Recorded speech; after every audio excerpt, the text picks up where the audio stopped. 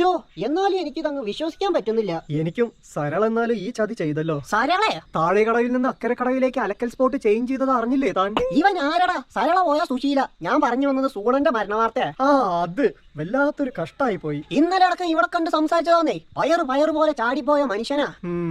അല്ലേലും നല്ലവരൊക്കെ ദൈവം അങ്ങ് നേരത്തെ വിളിക്കും. സത്യം. നല്ലൊരു മനുഷ്യനായിരുന്നു. നാടിന്റെ നഷ്ടം. അതെ, മരിച്ചത് സുഗുണനല്ല, സൽഗുണനാ. എനിക്ക് കേട്ടത് തെറ്റിയതാ.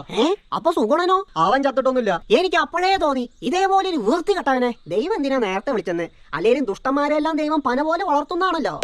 ശരി. നല്ലൊരു മനുഷ്യനായിരുന്നു ഈ മരിച്ച സൽഗുണൻ. ഇന്നലെ വരെ ഇവിടെ വെച്ച് കണ്ട് ഞാൻ സംസാരിച്ചതല്ലേ. അതിന് സൽഗുണം ഒരാഴ്ചയായി ഹോസ്പിറ്റലിൽ അഡ്മിറ്റ് ആണല്ലോ.